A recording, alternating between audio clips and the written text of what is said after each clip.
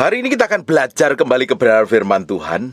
Berapa banyak dari kita yang hidupnya hari ini nggak bisa bahagia, hidupnya ngalami kesesakan, ngalami tekanan, hidup ikut Tuhan kok nggak bisa berbahagia. Kenapa kalau orang menyakitin dia sampai tertekan, bisa stres, nggak bisa tidur. Apalagi kalau pasangan hidupnya nyakitin dan melukai, sampai kepikiran terus-terusan, nggak bisa tidur, nggak bisa makan, sampai kena kena penyakit dan lain sebagainya. Ketika ada orang yang melukai dan menyakitin. Padahal Tuhan, khotbahnya pertama kali di bukit dia katakan, kita Matius katakan, khotbahnya berjudul tentang berbahagialah kamu dan berbahagialah kamu. Tapi banyak orang Kristen nggak bisa hidup bahagia. Dikuasain masalah, dikuasain persoalan, dikuasain himpitan. Nggak bisa menaruh hatinya di hadapan Tuhan sepenuhnya. Nggak bisa mengendalikan diri dengan baik. Kalau kita ini nggak bisa mengendalikan diri dengan baik, kalau kita ini nggak bisa berjalan sesuai dengan firman, hidup kita akan mengalami tekanan demi tekanan. Kalau engkau tidak bahagia, hidupmu pasti mengalami tekanan, himpitan, dan persoalan. Hidupmu akan mengalami penderitaan dan setan akan tersenyum sambil tertawa. Kalau engkau hidupmu hari ini nggak bahagia ngikut Tuhan, masih tertekan dengan segala macam persoalan, dan memang tujuannya setan untuk mencuri kebahagiaanmu, kalau engkau dikuasain oleh masalah dan persoalan, setan akan tertawa bahwa kamu sudah masuk umpannya dia, dan tinggal tunggu saja ditelan dan dibinasakan. Padahal Alkitab ngomong di Matius 11:28, marilah kepadaku semua yang letih lesu dan berbeban berat, aku akan memberikan kelegaan kepadamu. Tuhan sendiri ngomong, kalau engkau datang kepadaku, aku akan memberikan kelegaan kepadamu. Tapi pada kenyataannya orang nggak mau datang kepada Tuhan. Kalau datang kepada Tuhan memang harus sadar diri dan bertobat. Kalau datang kepada Tuhan berdoa tok tanpa pertobatan, ya doamu nggak akan memiliki kuasa dan otoritas. Hidupmu masih terbelenggu dan setan masih punya hak sah untuk menghabisi, menghancurkan, dan ujungnya akan membinasakan. Kita akan lihat di Kisah Para Rasul 3 ayat yang ke-19 sampai 20. Karena itu sadarlah dan bertobatlah supaya dosamu dihapuskan, agar Tuhan mendatangkan waktu kelegaan dan mengutus Yesus yang dari semula diuntukkan bagimu sebagai Kristus. Kalau hari ini hidupmu mengalami tekanan, apa sih yang membuat hidupmu tertekan? Apa sih yang membuat hidupmu gak bahagia? Apa sih yang membuat hidupmu itu sampai stres, kacau itu loh? Apa? Serahin ke Tuhan, datang dan bertobat, sadar diri, baru Tuhan akan memberikan kelegaan. Tapi banyak orang loh sudah bertobat ngakunya, sudah rajin ibadah ngakunya, tapi hidup masih terbelenggu. Hidupnya nggak bisa menikmatin kebahagiaan karena dikuasain oleh ego dan hawa nafsunya sendiri yang menekan begitu rupa. Masalah boleh datang, masalah boleh terjadi dalam kehidupan kita, tetapi masalah tidak boleh menguasai kita. Kita yang harusnya menguasai masalah. Kita yang harusnya berdiri di atas masalah. Sehingga hidup kita tambah hari, tambah mengalami kemenangan. Hidup kita tambah hari, tambah mengalami breakthrough dan terobosan. Bukan malah stres. Orang Kristen ikut Tuhan kok malah stres. Orang ikut Tuhan rajin ibadah kok malah stres. Orang ikut pelayanan kok stres. Berarti ada yang salah. Ada hal yang harus diserahkan kepada Tuhan. Kalau kita ini ngadapin masalah dan persoalan itu stres, artinya engkau masih bergantung pakai kekuatanmu sendiri. Engkau belum berserah penuh di hadapan Tuhan. Ada hal yang harus kita serahkan kepada Tuhan. Diri kita sendiri ini kita harus persembahkan dulu sama Tuhan. Kalau diri kita ini kita nggak persembahkan kepada Tuhan, diri kita sendiri yang penuh ego dan hawa nafsu, penuh kepentingan ini akan menyeret kita jatuh ke dalam banyak kali pencobaan yang tujuannya akhirnya akan menghancurkan kehidupan kita. Saya berdoa Bapak Ibu, kalau engkau hari ini sedang mengalami masalah, tekanan, persoalan, himpitan, kayak apapun juga namanya, kalau engkau nggak bisa mengendalikan diri dan engkau dikuasai masalah, setan akan tertawa. Tapi kalau engkau menguasai dirimu begitu rupa dan datang kepada Tuhan, menyerahkan diri sepenuhnya sama Tuhan, menyerahkan semua yang masih membebani hidupmu itu, yang menguasai, itu bisa saja kepahitan, bisa saja sakit hati, bisa saja amarah, bisa saja juga dendam, bisa saja karena kamu masih mencintai dosa dan pelanggaran, itu akan begitu menekan hidupmu. Yang menekan diri kita ini adalah dosa. Dosa ini akan membuat orang itu terbebani. Orang nggak bisa bahagia. Masalah harusnya kalau kita hadapi dan kita berserah penuh sama Tuhan, kita bisa enjoy, kita bisa senyum, kita bisa menikmati hidup. Banyak orang ketika menghadapi masalah nggak bisa menikmati hidupnya. Padahal dia punya Tuhan yang bisa menyelesaikan masalah. Padahal dia punya Tuhan yang selama ini selalu bikin breakthrough dan terobosan. Padahal Tuhan berjalan di depannya. Kenapa nggak bisa melihat Tuhan berjalan di depannya? Karena fokusnya kepada hal yang dia alami. Bapak Ibu, kita nggak bisa fokus dengan apa yang kita alami. Kita fokusnya sama Tuhan. Kalau kita ini fokus pada persoalan yang kita hadapin, dengan kejadian-kejadian yang kita alami, kalau kita fokusnya seperti itu, ke situ kita susah sekali berdoa, kita susah sekali nyembah Tuhan. Justru dibutuhkan penyerahan hatimu, penyerahan pikiranmu, penyerahan kehendakmu, penyerahan kemauanmu nih kepada Tuhan. Serahin seluruh perasaanmu. Jangan dikuasain perasaan. Kita harus menguasain perasaan kita ini. Diselaraskan dengan firman. Kalau hidup kita ini dikuasai dengan perasaan, ujungnya kita akan diseret terus, tidak akan mengalami kemenangan, dan kita diseret terus melakukan dosa dan pelanggaran. Karena perasaan kita ini seringkali tidak sejalan dengan firman. Karena perasaan ini ngikutin dan dipengaruhi oleh daging, perbuatan daging, perlakuan orang, sikap orang, tindakan orang. Harusnya perasaan kita ini yang kita taruh sepenuhnya di hadapan Tuhan. Baru kalau kita ini menyelaraskan perasaan kita ini di hadapan Tuhan sesuai dengan firman, kita menjadi orang yang bisa berbahagia sekalipun mengalami tindasan, tekanan, himpitan, persoalan kayak apapun juga. Tapi kalau perasaan yang menguasaimu, hidupmu dikendalikan oleh keadaan, situasi, dan kondisi, ujung hidupmu tidak bisa berbahagia. Dan setan akan tertawa, terbahak-bahak karena kamu babak belur hidupnya, jatuh terus dalam dosa, tertekan, nggak ngalami kemenangan. Padahal Yesus sendiri datang untuk memberikan kelegaan kepada kita. Memberikan masa depan yang penuh pengharapan. Memberikan janji yang luar biasa yang harusnya kita nikmatin sampai kekekalan. Tapi pada kenyataannya orang Kristen terjebak jatuh dengan perasaannya sendiri. Sampai tidak bisa menguasai diri. Sampai kadang orang ingin balas dendam begitu rupa karena perlakuan orang lain. Karena nggak menguasai perasaannya. Dengerin, perasaan kita ini harus selaras dengan firman. Selaras dengan perasaannya Tuhan. Baru hidup kita bisa sejalan, seiring seperti yang Dia mau. Dan seperti yang Dia ingini. Sekarang buka di Yakobus pasal yang pertama ayat yang ke-12. Berbahagialah orang yang bertahan dalam pencobaan. Kita disuruh berbahagia ketika kita sedang mengalami pencobaan. Bisa saja pencobaan itu datang dari orang sekelilingmu, dari pekerjaanmu, dari pimpinanmu, dari pasangan hidupmu, dari orang-orang yang bersinggungan dengan hidupmu.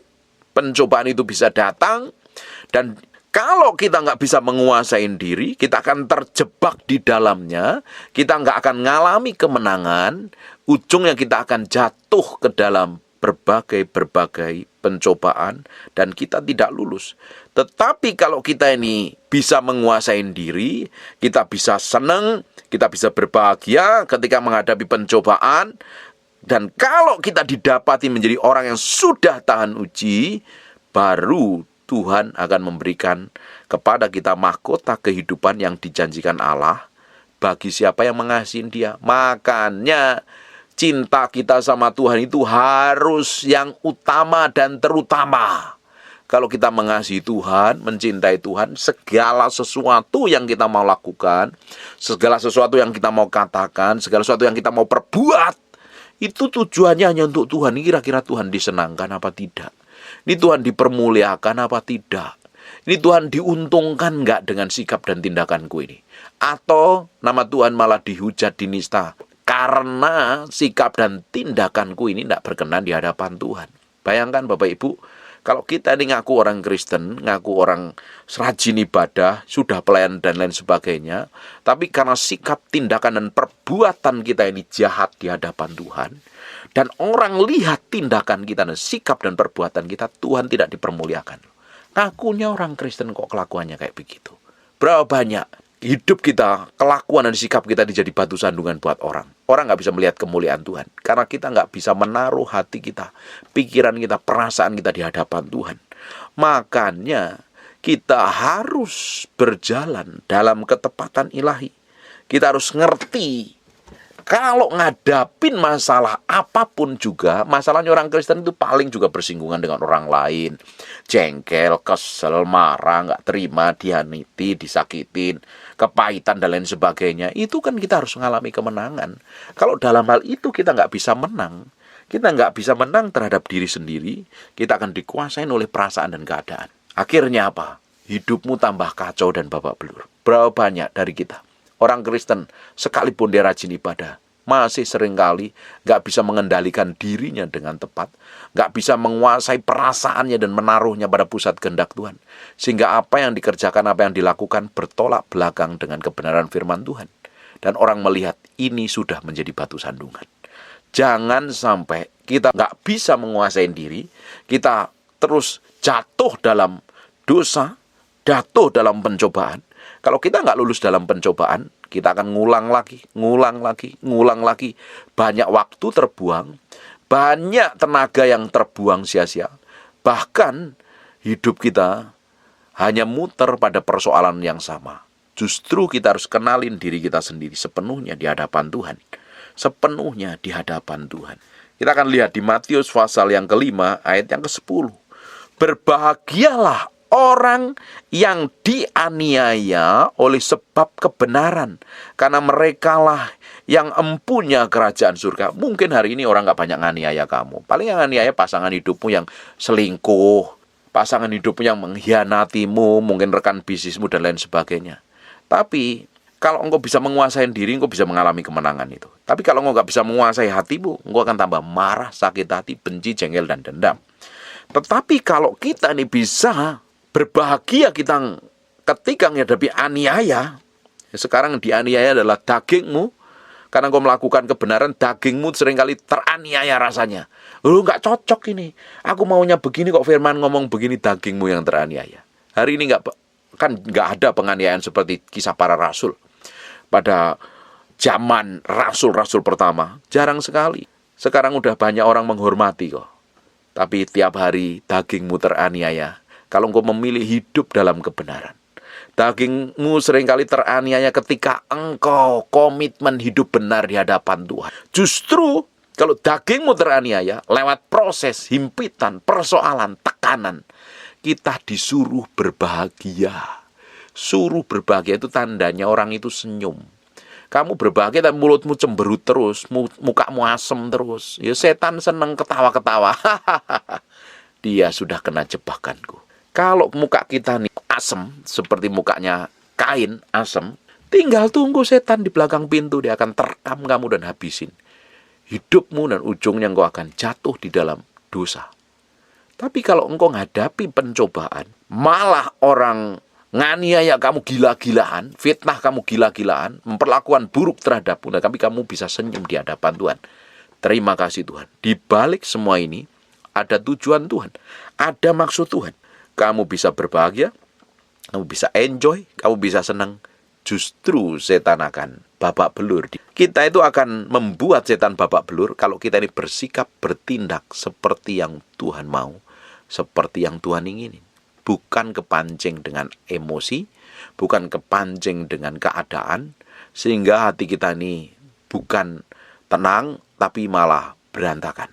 Orang yang kenal Tuhan, orang yang mengalami Tuhan, semakin hari semakin tenang. Karena dia tahu apa yang harus dia perbuat. Karena dia tahu apa yang harus dia lakukan. Dia menguasai dirinya dengan tepat di hadapan Tuhan. Saya percaya kok, orang itu semakin kenal Tuhan, semakin ngalami Tuhan, semakin memiliki hubungan dekat dengan Tuhan, dia kenal isi hati Tuhan, dia semakin cool, semakin tenang, semakin enjoy, semakin berbahagia, karena hidup sepenuhnya hanya untuk Tuhan kok.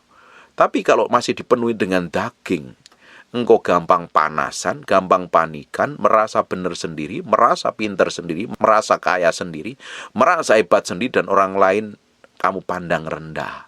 Merasa sih kamu kenal Tuhan, padahal pengalaman dengan Tuhan masih dangkal. Karena orang yang mengalami Tuhan secara ilahi, memiliki hubungan yang dalam, orang itu bisa menguasai dirinya dengan tepat di hadapan Tuhan. Dia nggak mau gegabah, dia nggak mau sembrono, dia mau bertindak hati-hati dari semua yang dia lakukan dan dikerjakan hanya untuk mempermuliakan nama Tuhan. Ini orang bisa berbahagia. Dalam kondisi apapun dia berbahagia. Kita akan lihat lanjut. Matius pasal yang kelima, ayat yang ke-11. Berbahagialah kamu jika karena aku kamu dicela. Kalau karena kebenaran, karena Yesus, hidup kita dicela. Tapi posisi kita benar di hadapan Tuhan loh. Posisi kita bukan salah loh. Tapi dalam posisi kamu benar, ada orang mencela kamu menganiaya kamu enjoy aja, berbahagia aja. Tapi kalau dalam posisimu berdosa, bikin kesalahan, bertobat, sadar diri. Jangan sudah melakukan dosa, melakukan pelanggaran, nggak tahu diri, masih merasa benarnya sendiri, merasa pinternya, merasa hebatnya sendiri, nggak bisa ditegur, nggak bisa dinasihatin. Itu namanya sudah ngawur. Justru kita akan berbahagia selama kita hidup benar di hadapan Tuhan, posisi kita benar di hadapan Tuhan. Kalau ada orang mencela, orang aniaya, enjoy aja, nggak perlu bales. Ngapain? Wong Tuhan yang di dalam diri kita yang nanti yang akan melakukan pembelaan kok. Hidup kekristenan kita itu semakin hari semakin enjoy. Kalau kita ngerti kebenaran, hidup kita itu semakin menikmatin kebahagiaan. Bukan malah stres. Kalau engkau sudah jadi orang Kristen bertahun tapi hidupmu stres, bingung, stres, panik, babak belur terus, bagaimana kamu bisa mencerminkan kemuliaan Tuhan? Hari ini hidup saya itu bahagia sekali. Saya nikmatin hidup yang Tuhan percayakan sampai hari ini dengan istri saya. Kami hidupnya bahagia. Semua yang Tuhan berikan, semua yang Tuhan percayakan, kami nikmatin dengan baik. Bahkan kami menjadi berkat. Dan kami ingin selalu menjadi berkat buat orang lain.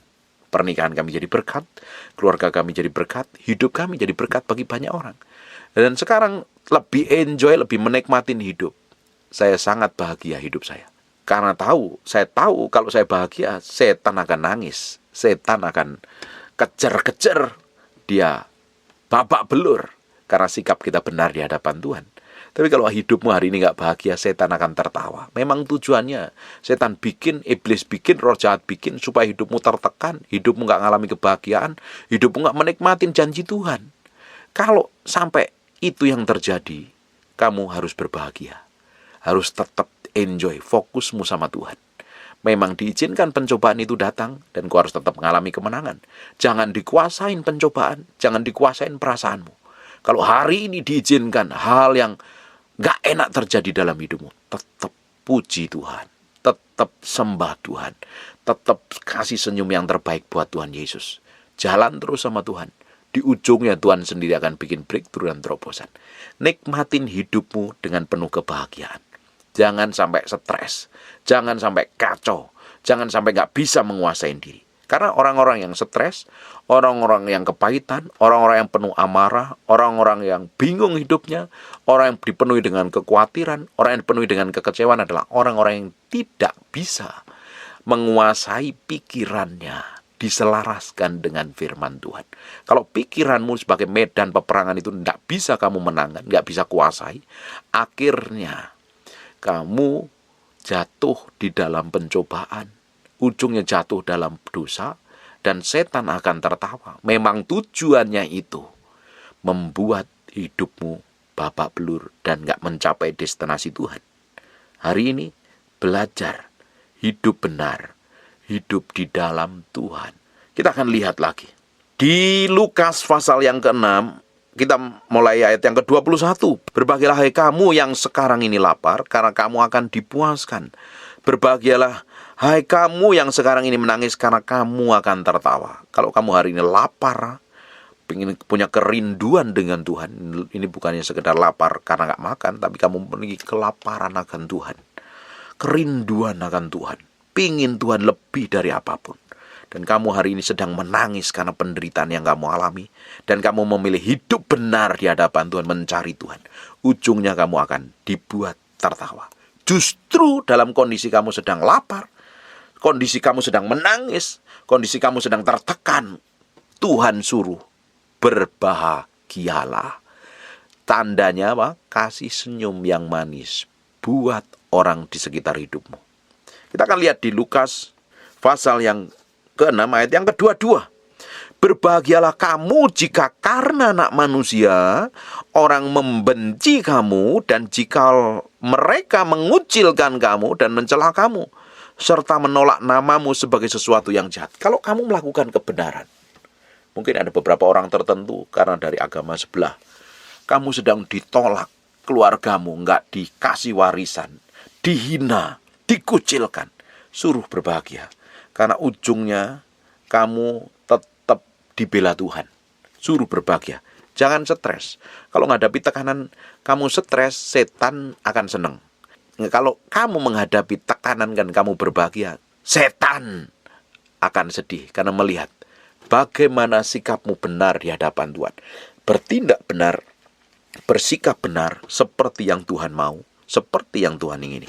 Sekarang kita akan lihat ya, kenapa kok jadi orang Kristen itu harusnya enjoy dan bahagia? Kenapa kok jadi orang Kristen harusnya menikmati hidup dalam anugerah, bisa menjadi berkat bagi banyak orang? Kita akan lihat di Roma 4 ayat yang ke-7. Berbahagialah orang yang diampuni pelanggarannya, yang ditutupin dosa-dosanya. Kita ini waktu kita terima Yesus, waktu kita ngaku Yesus sebagai Tuhan dan Raja dalam kehidupan kita, kita terima, kita undang Yesus masuk ke dalam hati kita. Bapak Ibu mesti tahu, Bapak Ibu mesti ngerti bahwa dosamu dihapuskan, pelanggaranmu dihapuskan oleh darah Yesus, dan harusnya kita menjadi orang yang bahagia. Loh, kurang apa?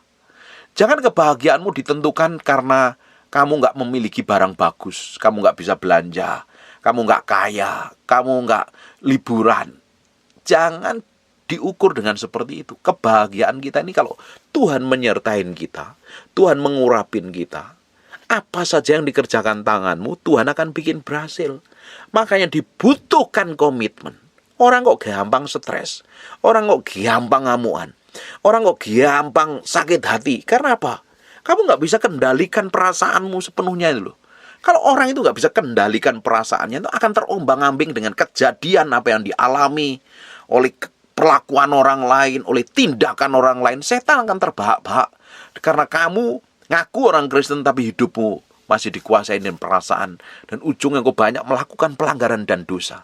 Kalau kita nggak bisa menaruh hati kita sepenuhnya di hadapan Tuhan, pikiran kita, kemauan kita, kehendak kita, perasaan kita, pikiran kita nih kepada Kristus, kita akan diombang-ambingkan dengan apa yang terjadi dan apa yang kita alami. Dengerin baik-baik. Harusnya hidup kita ditentukan oleh janji Tuhan. Hidup kita ditentukan oleh firman Tuhan, bukan oleh keadaan yang terjadi hari ini loh. Janji Tuhan yang menentukan masa depan kita itu seperti apa di hadapan Tuhan. Kalau engkau bisa menguasai hatimu, menguasai perasaanmu, tapi kalau engkau dikuasai perasaan yang tidak sesuai dengan kebenaran firman Tuhan, hidupmu ditentukan oleh keadaan yang terjadi. Hari ini kita harus ngikutin firman seperti yang Tuhan mau dan Tuhan inginkan. Kita mau menaklukkan hati kita, kita menaklukkan pikiran kita mau hidupin kebenaran, kita mau berjalan dalam kebenaran. Semakin kita berjalan dalam kebenaran, semakin kita mau hidupin firman, semakin kita dibawa dan diubahkan, berjalan terus seperti yang Tuhan mau dan Tuhan inginin. Hidup kita bisa bahagia di tengah masalah, hidup kita bisa bahagia di tengah pencobaan, hidup kita bisa berbahagia sekalipun kita sedang dianiaya, dipersalahkan, dan diperlakukan buruk orang lain. Karena kita tahu Allah yang kita sembah, kita ngerti Allah yang kita layani, Dia yang akan membela kita, Dia akan memproteksi hidup kita, Dia akan menjaga hidup kita, Dia akan bikin breakthrough dan terobosan dalam kehidupan kita. Meski tahu, meski ngerti Tuhan, dan harus ngalami Tuhan, kalau enggak hidupmu itu akan gampang sekali stres. Hampir setiap hari saya ngonselingin orang, saya ketemu dengan banyak orang, saya ngobrol dengan banyak orang yang sedang bermasalah. Karena mereka ternyata, kenapa sampai harus konseling? Karena nggak bisa menguasai perasaannya. ditaruh pada pusat kehendak Tuhan. Makanya kalau kita nggak bisa menang terhadap ini, nggak bisa menguasai perasaan kita, kita akan terjebak di dalamnya. Dan ujungnya, hidupmu tambah babak belur. Ujungnya hidupmu akan stres. Ujungnya hidupmu akan mengalami tekanan, himpitan dengan persoalan yang tidak pernah berhasil. Tidak heran orang-orang kayak begini nggak bisa berbahagia hidupnya. Kalau engkau nggak bisa berbahagia ikut Tuhan, setan akan tertawa terbahak-bahak. Karena tujuannya setan untuk menghancurkan hidupmu, supaya destinasi Tuhan tidak tergenapi. Hari ini, kita mau melihat sampai kedalaman batin kita. Selama ini, bagaimana cara hidup kita di hadapan Tuhan? Bagaimana sikap kita? Bagaimana tindakan kita waktu kita ngalami hal buruk, hal yang jelek? Benar nggak? Kita bisa enjoy dan bisa senyum sama Tuhan. Tuhan sendiri katakan kok, kita meski datang sama Tuhan. Karena kalau kita datang kepada Tuhan, kita serahkan semua beban kita, semua tekanan, sampai stresnya kita, letih lesunya kita serahin sama Tuhan. Dan Tuhan sendiri akan memberikan kelegaan kepada kita. Tapi Bapak Ibu meski baca, saya pernah khotbahin ayat ini di Matius 11 ayat 28 ini. Tapi kita harus ngikutin maunya Dia. Kita ikutin kehendaknya Dia. Kita kenakan pikuk, kenakan kuk yang ditaruh di punggung kita. Kuk yang satu di punggung kita, satu lagi kuk di punggungnya Yesus. Kita jalan bareng sama Tuhan. Jalan seiringan. Kita nggak bisa, kita mau ke kanan dan Yesus mau ke kiri. Nggak ketemu, nggak searah. Kita akan capek dan lelah. Bapak Ibu, kenapa sih hidupmu sampai capek dan lelah gitu? Sampai stres, nggak bisa makan, nggak bisa tidur, sampai kena penyakit jantung, kena mah, kena migrain, macam-macam penyakitmu. Karena kamu coba lakukan segala sesuatu dengan pakai kekuatanmu sendiri. Tapi kalau kamu ngikutin sejalan dengan Tuhan, Tuhan ke kanan kamu ikut ke kanan, Tuhan ke kiri kamu ikut ke kiri, lega bebanmu. Bayangkan, kita itu dikenakan kuk. Karena kuk itu meski berpasangan, satu dikenakan kepada kita, satu lagi dikenakan Yesus. Yesus jalan ke kanan, kamu milih ke kiri, kamu tarik-tarikan. Akhirnya kamu bingung, kamu gak bahagia, kamu tertekan dan stres. Tapi kalau Yesus ke kanan, kamu ngikutin jalan searah ke kanan. Yesus ke kiri, kamu ikutin ke kiri. Yesus ke depan, kamu juga ke depan. Dan Yesus jalannya selalu ke depan. Tapi kamu seringkali noleh ke belakang dan pingin lari ke belakang. Makanya bebanmu tambah berat. Kamu tambah stres, hidupmu gak bahagia. Ikutin jalannya Yesus ke depan, berjalan menuju masa depan. Dengerin baik-baik. Orang stres, orang yang sampai bingung, sampai orang gak bisa berbahagia. Karena seringkali fokusnya bukan yang ke depan, jalan sama Tuhan ke depan, tapi seringkali melihat ke belakang dan tertarik untuk balik ke belakang dengan dosa pelanggaran yang lama. Karena setan tujuannya untuk nyeret kita balik ke dosa-dosa yang lama. Makanya seringkali diingatkan. Seringkali membuat dosa di masa lalu itu begitu menarik. Kalau kita noleh dan kita gak sejalan dengan Tuhan, tambah bebanmu berat. Kamu gontok-gontokan sama kehendak Tuhan, gak ngalami kemenangan, malah stres.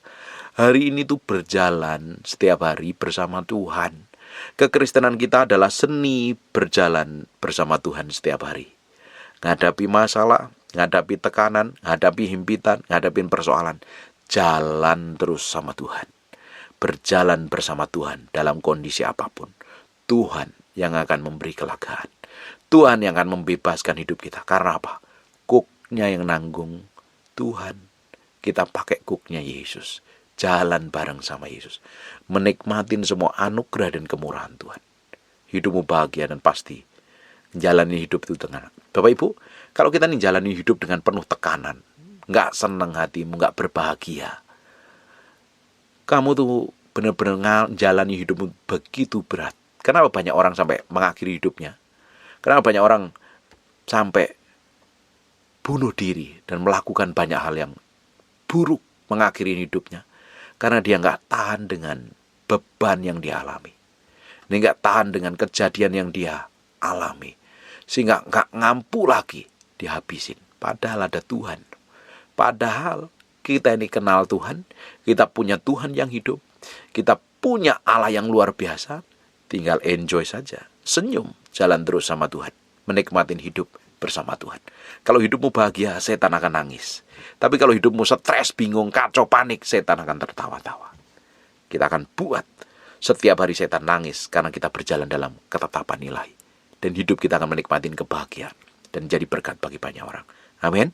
Tutup matamu, tutup Alkitabmu, kita berdoa. Bapak, terima kasih. Mulai hari ini kami tahu kami harus menikmati hidup ini bersama Tuhan. Kami akan menikmati kebahagiaan karena Tuhan sendiri yang akan memimpin kami dalam kelegaan, membawa kami dalam kelepasan. Kami akan menikmati kelegaan, kami menikmati kebahagiaan bersama Tuhan.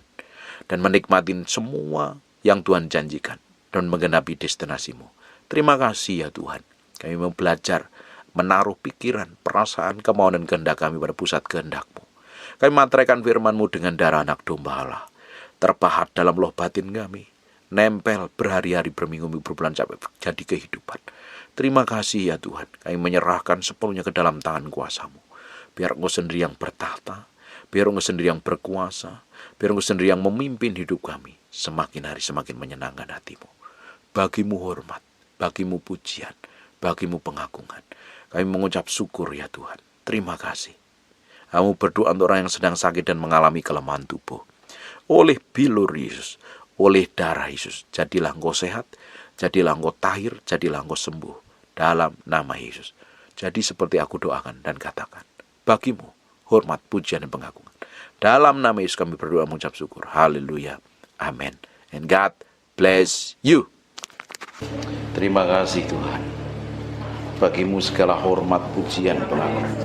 Terima kasih Tuhan. Buka matanya sebentar. Siapa yang ingin datang ibadah, ingin ngalami Tuhan, ingin ketemu Tuhan, HP-mu meski di silent dulu. Kita meski respect dan hormat akan hadirat Tuhan. Amin. Dari kerinduan Bapak Ibu, rasa haus dan laparmu ingin ketemu Tuhan. Bukan hanya sekedar datang ibadah, tapi engkau ingin ketemu Tuhan. Nah, Tuhan akan manifestasikan kuasanya. Amin. Tutup matamu. I just want to praise you.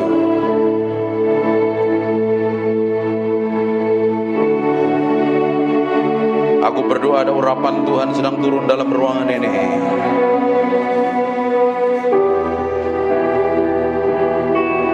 Jamah setiap orang yang haus dan lapar akan Tuhan. Angkat tanganmu dua-dua.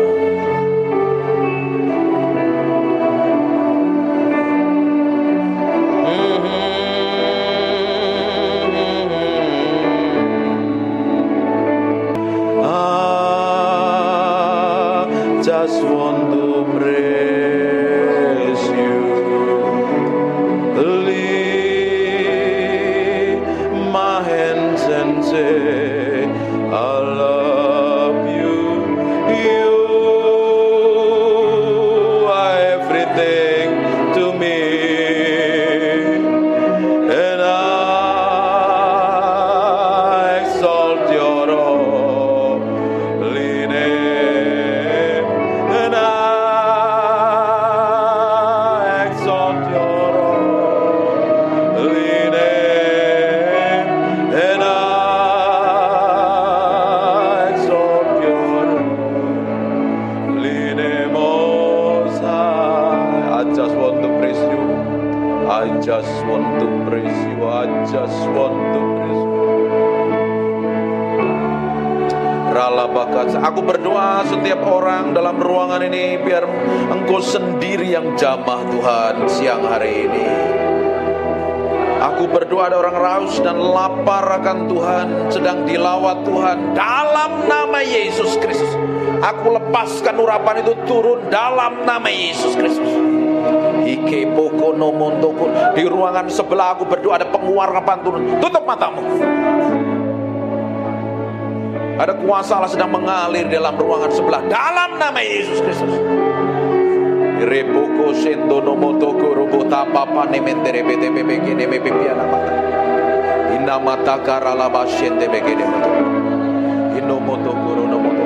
Nikmatin Tuhan. Aku berdoa ada gelombang yang kuat mengalir dalam ruangan ini. Gelombang itu turun mengalir menjamah setiap orang yang ada dalam ruangan ini. Aku berdoa sekarang juga urapan itu turun. In Jesus name.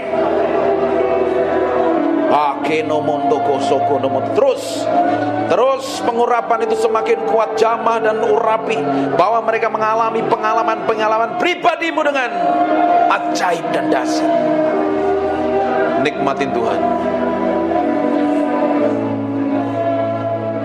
Nikmatin Tuhan. Fokus sama Tuhan. Alami Tuhan siang hari ini. Alami Tuhan. Alami Tuhan. Alami Tuhan. Ada beberapa orang sedang dijamah. Aku berdoa. Ada seseorang yang sedang dipenuhi dengan urapan, mengalir dari ujung rambut sampai telapak kaki. Ada sesuatu yang bergerak semakin kuat. Aku berdoa pengurapan itu semakin meluap. Penuhi mereka dalam ruangan ini dengan hadirat-Mu. Agar ada orang-orang yang sudah lama tidak ikut Tuhan, sudah jauh dengan Tuhan, hari ini sedang Tuhan sedang menjamah-Mu. Maka rabah sekene mende bikene mende mende bikene mende pipi namata. Sembah Dia, mulai sembah Dia, semakin kuat. Makirobotokon, seperti gelombang mengalir dalam ruangan ini, memenuhi orang-orang yang haus dan lapar akan hadirat-Mu. Makarabashanda makana mate kene bete imekere bete bebe kene bebe.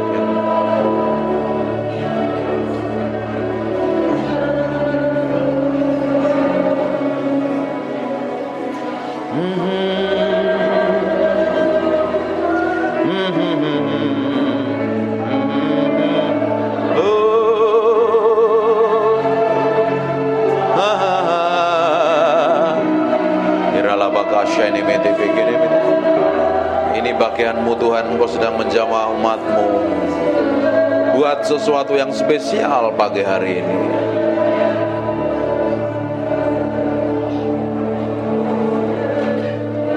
I just want to praise You, lift my hand, I love You, You are everything to me, and I exalt Your holy name, and I exalt Your holy name, and I exalt Your holy name, Most High. Terima kasih Tuhan. Biar pengurapan-Mu tetap hadir dalam ruangan ini. Kami hormati Engkau, kami hargai Engkau. Engkau yang layak dipuji dan disanjung. Biar pengurapan-Mu, roh hikmat, wahyu dan pengertian tetap tinggal di antara kami. Dalam nama Yesus. Haleluya. Amin. Silakan duduk kembali. Breathe upon. Come breathe upon me, breath of God. Matiin handphone.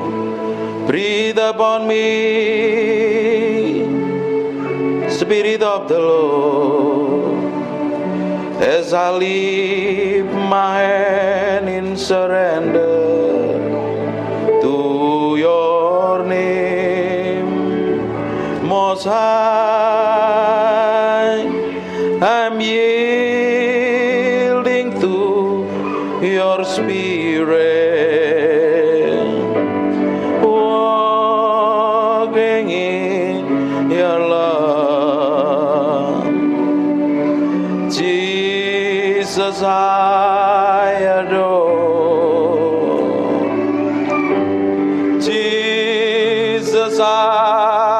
adore. Ada anak kecil bisa di kamar sebelah, ruangan sebelah.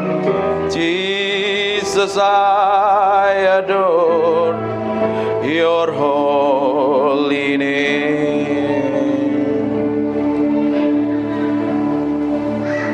Breathe upon me, breath of God. Breathe upon me, Spirit of the Lord. As I lift my hand in surrender to your name most high, I'm yielding to your spirit, walking in your love. Jesus, I adore. Jesus, I adore. Jesus, I